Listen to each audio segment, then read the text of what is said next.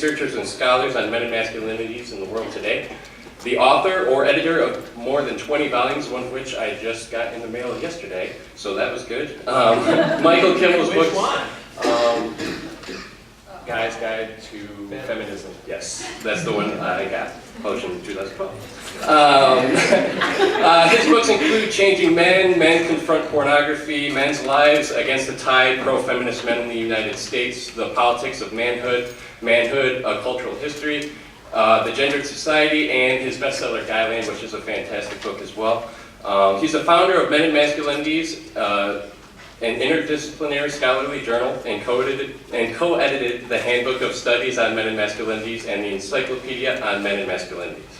The latter was awarded Best Reference in 2004 by the New York Public Library Association. As you can tell, we're in the presence of a very distinguished writer here. His current research is Angry White Men, a comparative study of the extreme right, white supremacists and neo-Nazis in the United States, Germany, and Scandinavia. He consults regularly with the Ministries for Gender Equality in Norway and Sweden, and delivered the International Women's Day Lecture at the European Parliament, the Council of Europe, the European Commission, and the European Space Agency. He's received numerous awards, including SWS Feminist Lecturer in 1999. He was named Feminist Mentor by SWS in 2010. He's founder and spokesperson for the National Organization for Men Against Sexism, and lectures extensively on campuses and in corporations in the U.S. and abroad. Please join me in welcoming Dr. Michael Kimmel.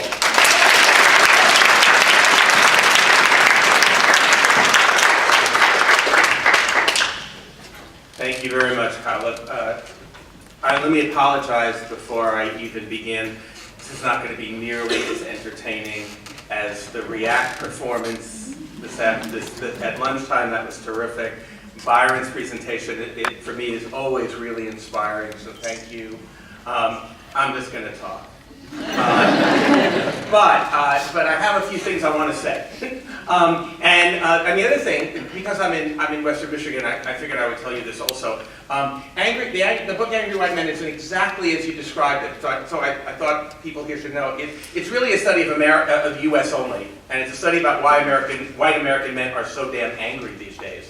So it's about things like Rush Limbaugh and Mike Savage, the Tea Party, Joe Arpaio, anti-immigrant movements, men's rights groups, father rights groups, guys who go postal in the workplace, angry white boys, the school shooters. And the whole last chapter is a study of neo-Nazis and white supremacists in the United States. I spent a couple of years, not 6, but I spent a couple of years interviewing neo-Nazis and white supremacists, including some guys who are Michigan militia guys. Talk about guys packing. And so try to figure out why American white men are so angry. That book comes out next month, so I'm excited about it. And it's actually being published on Election Day. Isn't that the perfect day for angry white men? Do you remember when Obama got reelected and the TV commentators were all saying, "We've lost our country"? Yeah. Do you remember that? And I kept wanting to. I felt like when I was a kid, there was this funny little joke. The Lone Ranger and Tonto are out on the plains, and suddenly they're surrounded by 10,000 hostile natives. And the Lone Ranger turns to Tonto and says, "Tonto, we're in trouble." And Tonto says, "What do you mean, we white man?" that was to me. We've lost our country. So that's who I'm writing. That's who that book is about. But today, what I want to do actually is I want to take a big step back from the conversation that we've thus far been having, and then lead to it. I want to give a much broader picture of where I see men in America today. And I want to make an argument to you. And the argument that I want to make is basically that the common way in which we think about men and women in the United States is entirely wrong. And that politically, that we need to rethink the way we think about men and women, because politically, I think it opens up possibilities for us. Now, can you all still hear me? Yes. I teach at a very large public university, not unlike this. I teach at Stony Brook in New York, And my typical class is about 300 or 400 students, and I don't use a microphone, so I'm pretty used to, this is a seminar for me. So let me start, let me just suggest to you that the way we have come to think about men and women in the United States, the fallback default position that most of us have, is that men are from Mars and women are from Venus. That men and women are so completely and fundamentally different that we might as well be from different planets.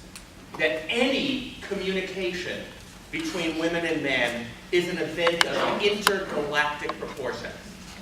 Because we are so fundamentally different. And you probably have heard this and you probably have internalized this. How many of you have actually read that book? Yeah, okay, one person. Now, how many of you have heard the idea? Of course. And that's, I think, really kind of an interesting thing. It's so seeped into our consciousness that you don't even have to read it.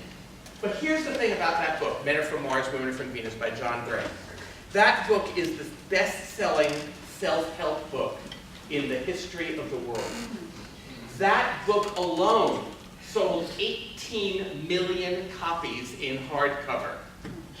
And that does not include all the spin-off books, Mars and Venus in the bedroom, Mars and Venus in the boardroom, I don't know, maybe Mars and Venus in the bathroom. Then there's the pen and pencil sets, DVDs, bumper stickers, baseball hats, board games. Did any of you ever see the TV show?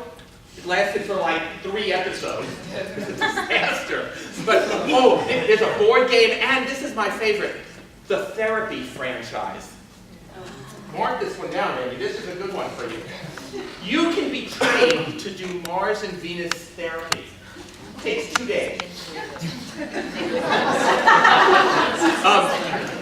And you go out to corporate headquarters in Northern California, where else? And you Mars and Venus therapy. Then you come back, you hang out a shingle that that says you do it, and then you send 10% of your take back to headquarters, sort of like a tithe. Now, here's the thing about that book. So that's the best-selling self-help book ever, right?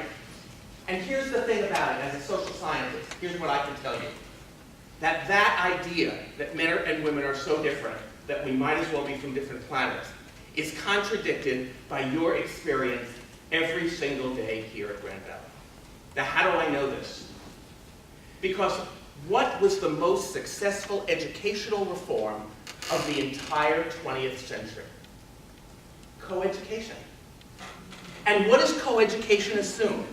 It assumes that women and men can sit in the same class, listen to the same lecture, read the same text, take the same exam, be graded by the same criteria, and nobody ever goes to the dean and says, well, I'm a Martian and my professor's a Venusian, so don't I get extra credit? Or a translator? Nobody says this. And the reason is because, as a social scientist, I will tell you that men and women are far more similar than we are different. The real story, in fact, is the differences among men and the differences among women, which are much greater than any small mean differences you might find between women and men as groups. That's the real story. But I want to make that so the real story is men and women are from Earth. Now, you think I could sell 18 million copies of a book that says we're all Earthlings? Even though that's right? No, you can't. And the reason is because there's something in our culture that makes us want to believe that women and men are so fundamentally different. Now, I want to take that argument, the argument that I've just begun to make, that men and women are more similar than we are different, and I want to make it a more political argument. I want to say that women and men's interests are more similar than they are.